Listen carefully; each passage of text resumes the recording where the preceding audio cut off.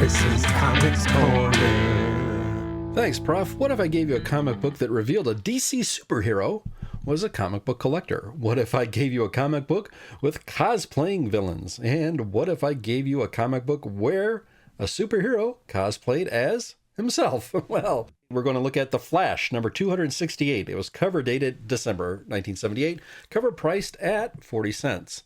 The cover was done by Al Milgrom and Dick Giordano. It depicts Flash holding a Golden Age copy of Flash Comics number 26, while being tackled by Wildcat on a city street and the Golden Age Green Lantern flying above and using his power ring to clamp the comic, with onlookers watching, including one that strongly resembles editor Julius Schwartz against a blue sky background.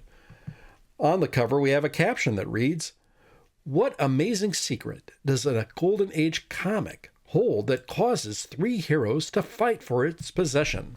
Okay, we have the story Riddle of the Runaway comic. It was written by Cary Bates, penciled by Irv Novick, and inker Frank McLaughlin. On the splash page, we have in the foreground a copy of Flash Comics, number 26, and in the background, the Flash and various other characters chasing after it, and the following captions. What is the most sought after, most valuable comic book in the world? And I know you're thinking Action Comics, but hang on, kids. Continuing, before you answer that question, take a look at the Scarlet Speedster, the first in a strange cast of characters who are convinced that a certain 35-year-old comic book is worth fighting for. Try, along with a Flash, to solve the riddle of the runaway comic. And in a Carmine Infantino-esque, we see a little depiction mini of the comic itself with little legs running away. Our story goes as follows. One day in Central City, Barry Allen's neighbor, 12-year-old Barney, is looking for a comic book in his room. Meanwhile, the Flash spends the next 3 pages finding and corralling Griselda, a 600-pound female bear that escaped from the Central City Zoo. Just then, Barney goes to Barry's house to return a borrowed microscope, and Barry just arrives and changes back to his civilian self and invites Barney into his comic book room. Barney laments to Barry that he can't find his copy of Flash Comics number 26, 35 years old and in good condition. Barry says that's very relatable, and he can't believe where it is, but Barney is chagrined to find his copy of the comic book in, of all places, Barry's room. It's identifiable by the tiny fold in the lower right corner. Hey, is that relatable, comic collectors? Barry assures Barney that he has no idea how the comic wound up in his home, but Barney lets Barry keep the book to read, and Barney's mom calls him home. Before Barry can open the cover to read the treasure trove of stories in it, the comic book literally disappears before Barry's eyes. Barry changes into the Flash, and he detects a slight radiation trail and deduces that the comic somehow teleported into Barry's house before it teleported away. The trail leads the Flash to, of all places, the first Central City Comic-Con, and the comic book finds itself on a dealer's table who does not know how it got there, but the dealer was coincidentally thinking about that particular issue all morning. The Flash changes back to Barry, and he tries to buy the comic from the vendor. A kid asks Barry if he's some kind of Flash freak, and Barry confesses nonchalantly that he is a Flash freak, and he even fantasizes about dressing as the Flash. Wow, Barry, what other fantasies do you have? Before Barry can make the transaction, 2 men dressed as Wildcat and the Golden Age Green Lantern steal the comic book at gunpoint and depart. Barry changes into the Flash, and a couple of kids tell him, "Hey, you won't win the costume contest. The theme this year is Golden Age superheroes." But the kids are shocked as they find out it's the real Flash, as he's chasing the crooks at super speed. While the Flash is taking care of the crooks, who have since fled by taxicab, the comic book is stolen from the cabbie by gunpoint. Later, in a hideout, an unnamed crook holds the comic book up, and he tells the others in the room that this comic book, in particular, was coded with formula XCV4 by a late scientist named Professor Denton, who specialized in telepathic teleportation and experimented with this particular comic book, Flash number 26, with his son. And merely thinking of the comic book very hard, it would teleport there because it was coated with the formula. But the comic book vanished, presumably to someone who thought harder for the comic book. The crook wants this particular comic book for the residue of the formula, so he can reverse engineer it and make millions. And so the comic book was hunted, and the crooks bought multiple copies of the comic book in hopes it would be the one that had the residue. The Flash arrives, he eludes gunfire, and he apprehends the 5 crooks. In an epilogue, Barry and Barney each get a mint copy of Flash number 26 from the villain's loot. And all's well that ends well, the end. There are some cool ads in this one. We had one for a Lego auto set, Twinkies, Blammo bubblegum, Crossman air gun, which looked like an air rifle that shot BBs, Dallas Cowboys, Tony Dorsett for Converse shoes, Grit, Slim Jim, a Star Wars digital watch, numerous house ads for DC Comics, and Battlestar Galactica ships from Monogram. Well, for my thoughts and impressions on this book, I really liked the art. I was very familiar with Irv Novick, and I think he's one of the underrated and one of my top favorite Batman artists of all time. He does a good craftsman's job here with respect to the Flash, particularly with the action sequences. As a kid, when I had this one, I had already been to a couple of Comic-Cons by this time this issue had come out.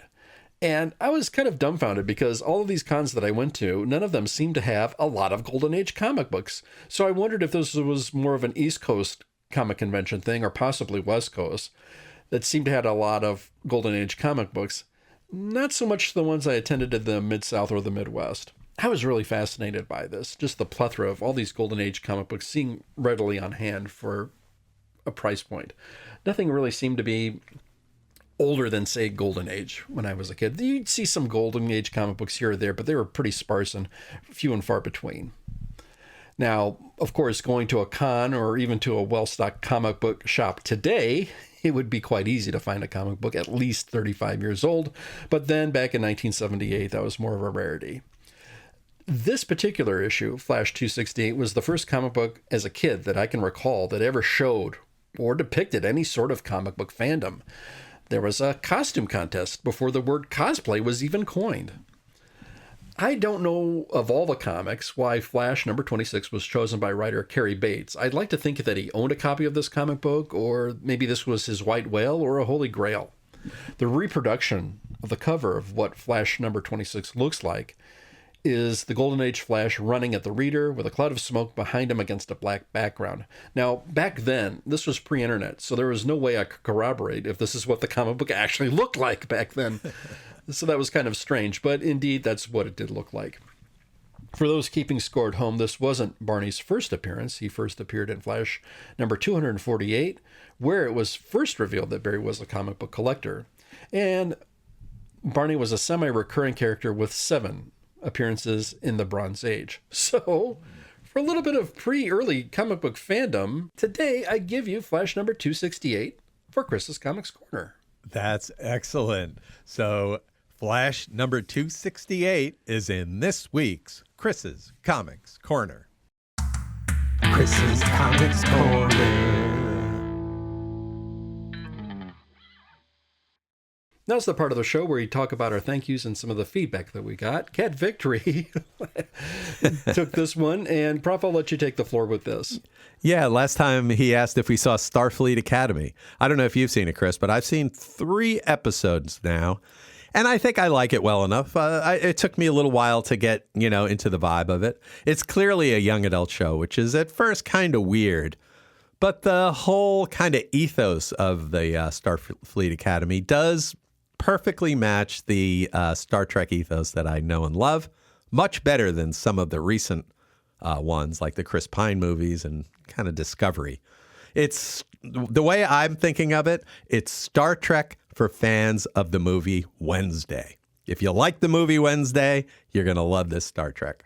That's what I think. Have you seen it yet, Chris? Prof, no. I have to say I'm behind on all of the streaming stuff that I have there. I do and I will put this above Landman. I'll put it there. But right now, yeah. it's on my list of things to watch, and I have not got there yet. But I'm very eagerly looking forward to it.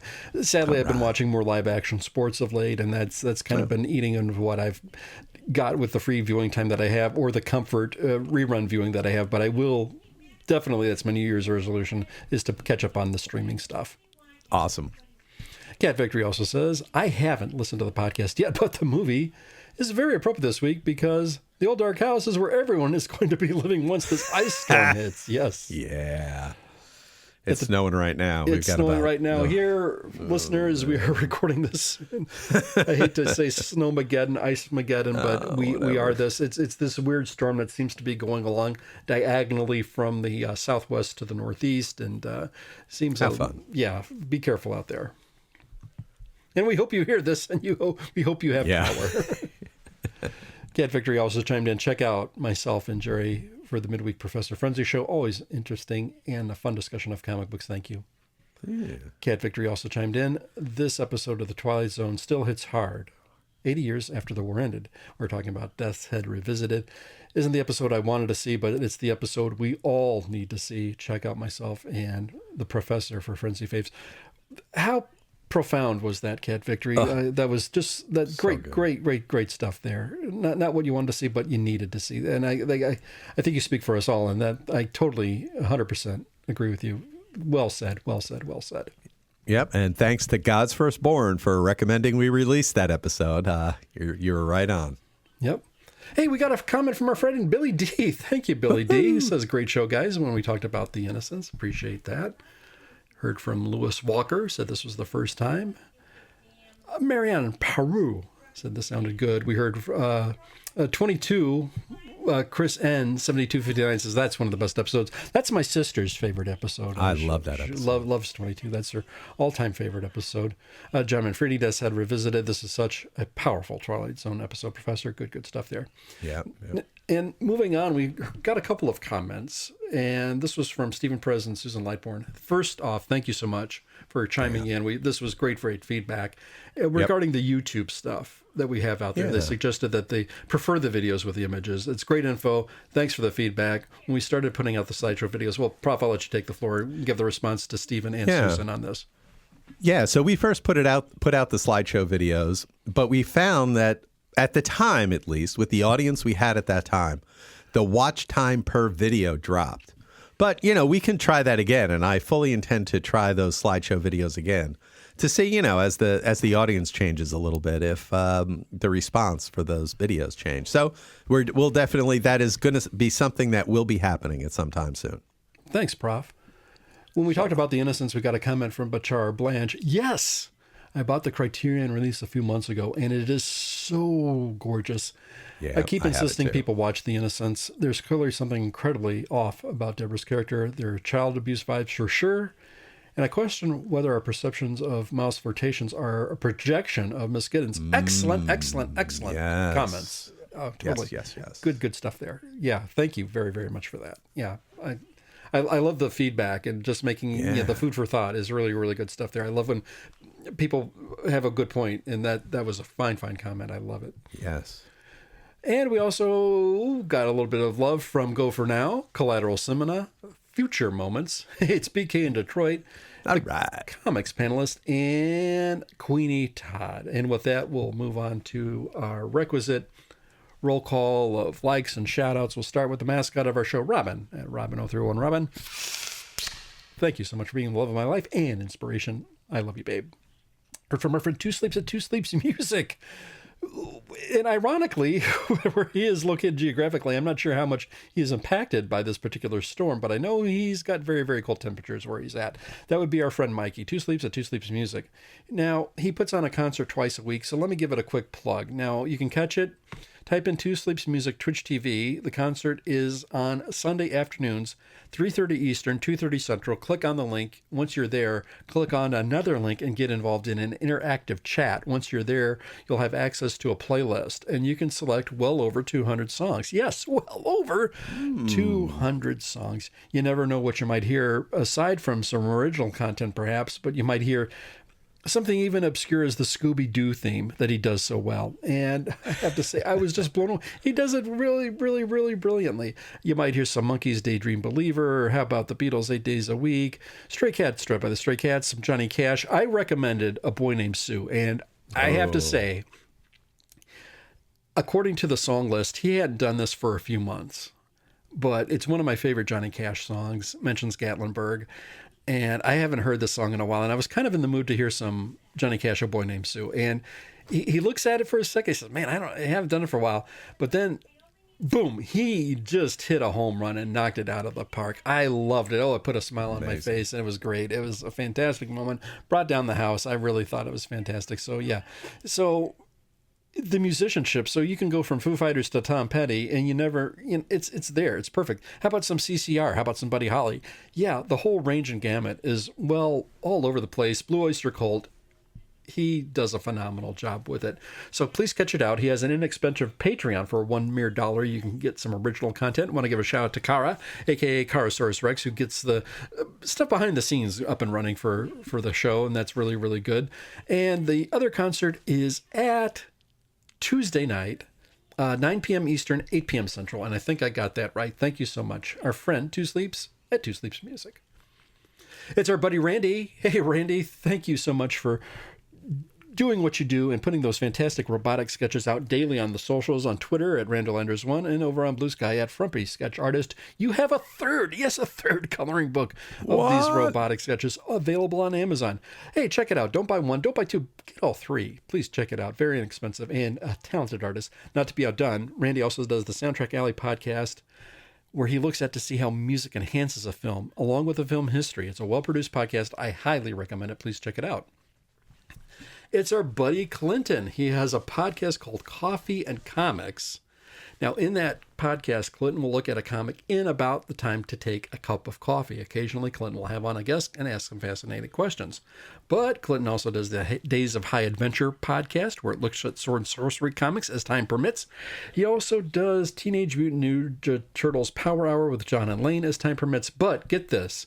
This past week, he dropped an episode of another podcast that he did called Fan Film Fridays, where he invited the irredeemable Shag to be a guest, where they looked at a film about Jessie Quick, like a female speedster from back in the day in the comic books.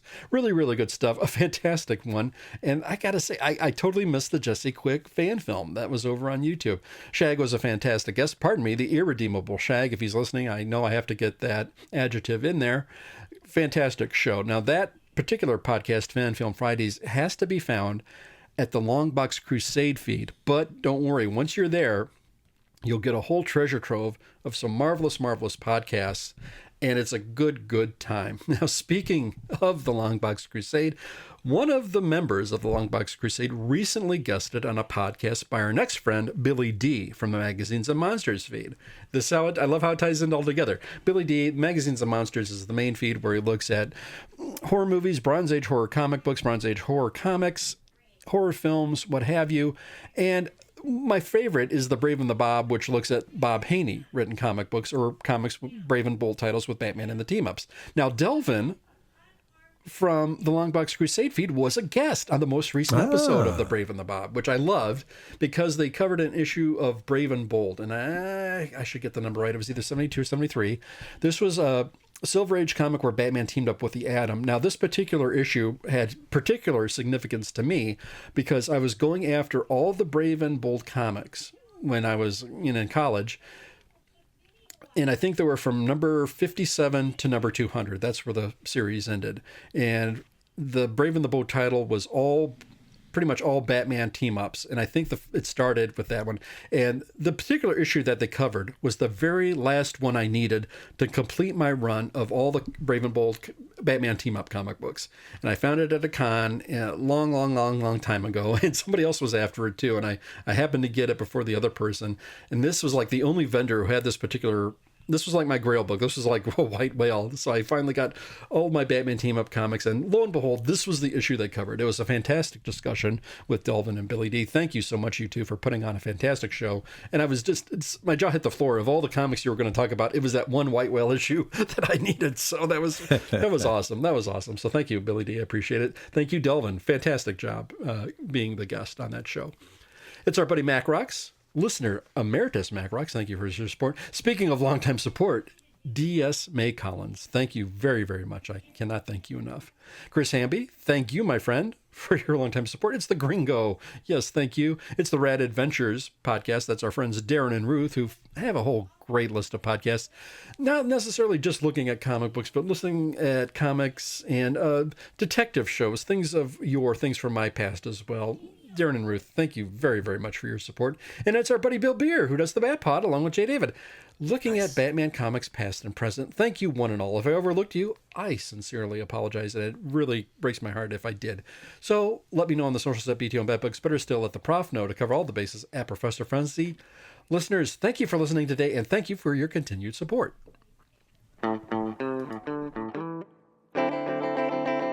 Thank you.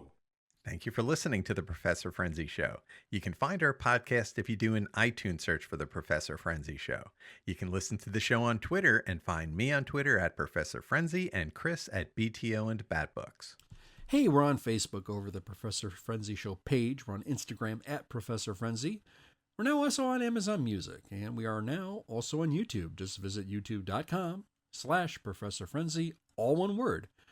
We are now also on TikTok, so go to Professor Frenzy 2 to see our videos. If you have an Android phone, the Professor Frenzy Show is part of the free network. Just swipe right on your homepage and look in the art section of the podcast lists. Whatever device you use, you can subscribe to our podcast feed by doing an iTunes search for Professor Frenzy. Thank you for listening to the Professor Frenzy Show. Let us know on Twitter what you think about our show, and please help us get the word out to people that might like these kinds of comics. Thanks to everyone for listening. We look forward to chatting more about comics next week. And please remember, pick up your pull. Professor Frenzy. Professor Frenzy. All original content of the Professor Frenzy Show is licensed under Creative Commons Attribution, No Derivatives 3.0 Unported License. Professor Frenzy. You are on the Frenzy Feed.